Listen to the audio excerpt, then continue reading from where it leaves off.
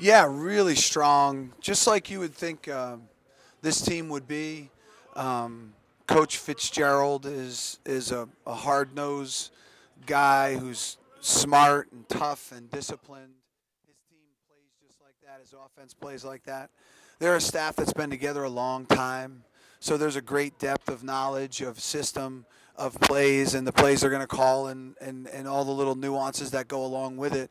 Not to mention a 3-year starter at quarterback and they just got a real depth, a multi-year performer, all Big Ten player at tailback, deep older player at tight end. I mean, they just got this really gelled together staff, and then a lot of veteran players. If he's not the best back, he's one of them in that conversation for sure. He's got an interesting combination of size and speed, slasher, hard to tackle, very loose hips, a lot of foot action, but also breaks tackles. He's a tackle breaker. He's got soft hands out of the backfield. He's an aggressive pass protector. Of the backs we've seen so far, he's as good, if not better, than any one of them. Speaking of tackling, Coach Riley pointed out there were some missed tackles that he was disappointed with against Purdue.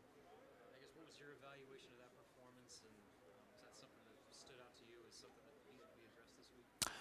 Yeah, I mean, we're always addressing tackling. The tackling was strong early, and then we had a few missed tackles. And the unfortunate, right there at the end, there was the sudden change, possession turnover on the plus 45 on downs, and then there was that drive and a half there where the tackling wasn't great. And specifically talking to that, so at the point of attack, with a player at the point of attack, we ended up just under 50 yards worth of yardage after contact. So that's just unnecessary yardage. That doesn't need to happen like that. You got a player there who's got the guy wrapped up or should have him wrapped up, and the play should end there. And to have 50, just under 50 yards after that moment is not what we're doing. They self-corrected, identified, and kind of shut off the valve down the stretch, and ended up with 3 or 4 real stops there at the end that were critical. And a lot of that had to do with tackling. There was a few instances where right there at the end, the next to last drive, had they gotten that first down, and there was some air in different spots, but the players just made beautiful play. Club and wrap got him down right there.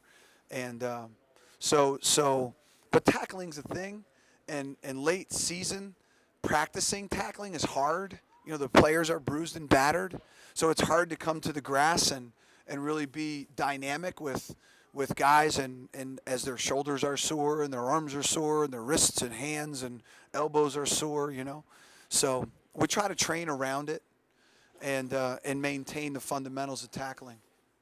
Coach Carlos and Camille yesterday talked a little bit about how when they switched from a 4-man front to a 3-man front, it confused the Purdue line a little bit. They did? Wow.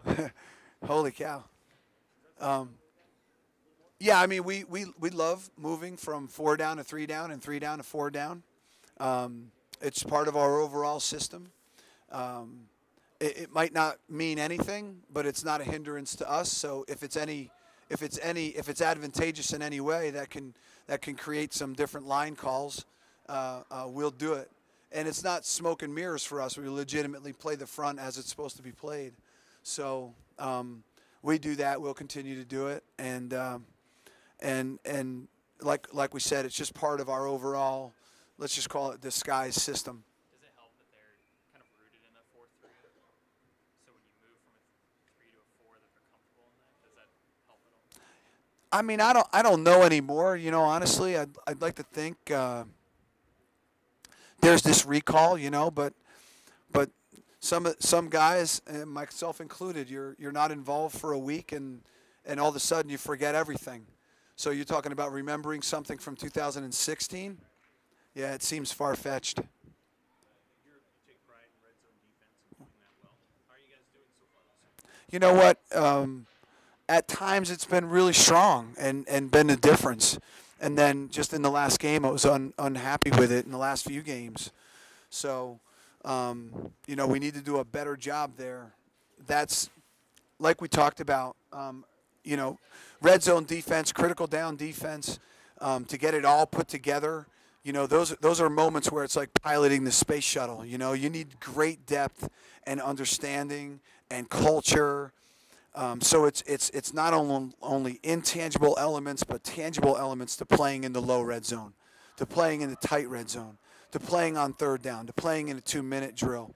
So third down was upticked. They were 3 of 13. And unfortunately, all 3 of those, like we talked about that one moment, all 3 of those conversions came in that one drive, in that one moment. So what was going on with the mind during that time? So we got to look at all that. And the red zone needs to just take another step and just keep taking steps. Those are the hardest things to have come and be performing at a championship level. I think we're good down there. They got an understanding. We're just working to become great. Do you have a numerical goal, like points per red zone trip that you aim for? We do. We do. We at the end of all the red zone penetrations, we'd like to average out the points to 3.5 or less. When did you devise that number? It's just a number that works.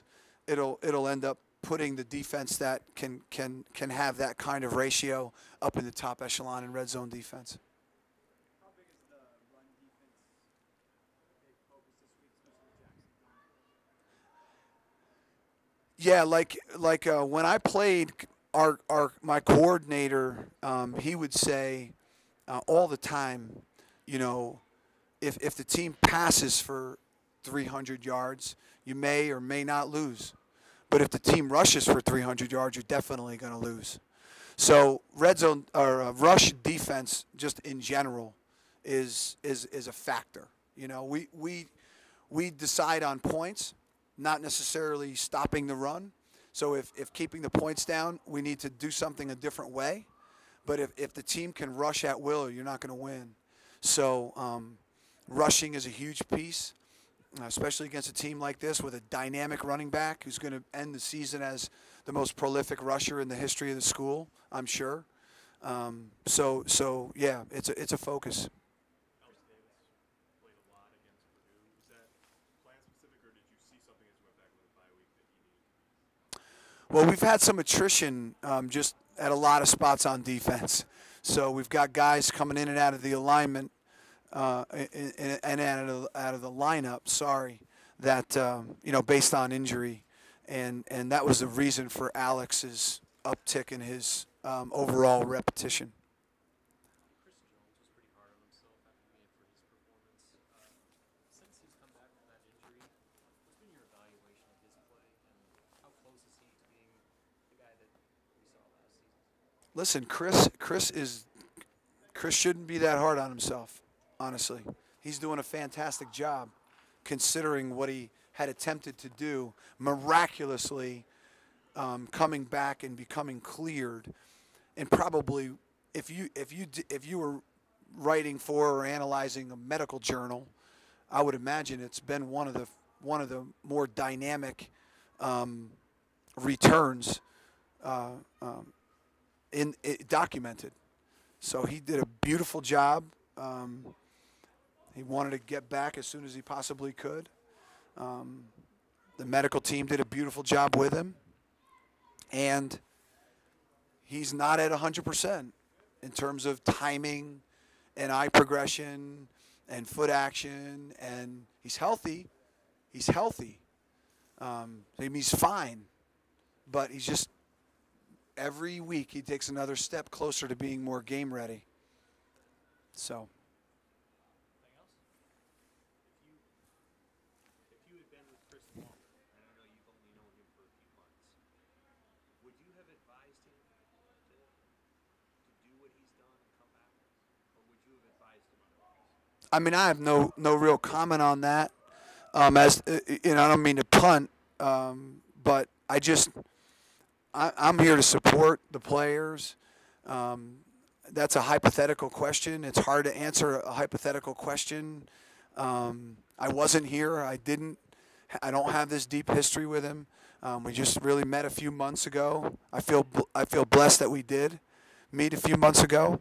My life is richer with him in it than not. But to be commenting or thinking or being able to think I could even for a second weigh in on that is just kind of, I can't do that. I don't have that perspective.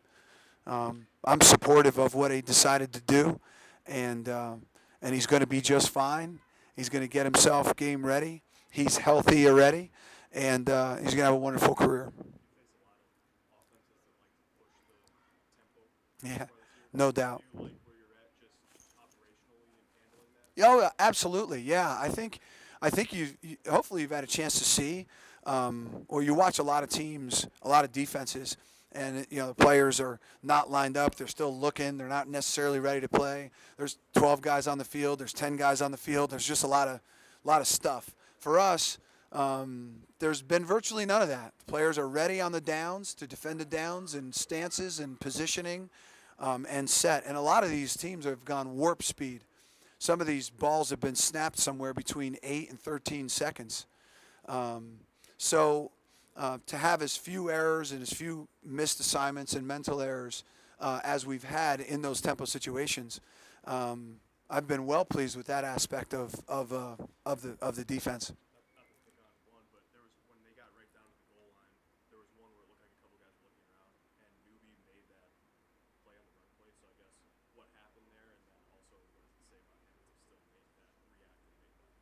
Yeah, sometimes, and if I recall, a chunk, sometimes there's a chunk and they hustle to get set. Some of those balls are snapped even less than 8 seconds. Down there tight, you typically, the tighter they get, the more aggressive you get, maybe the tighter you get. So now that requires not just positioning yourself, but positioning yourself and kind of putting your eyes on a man or finding a man. So when you have to add that next layer, it can be difficult. Thank you.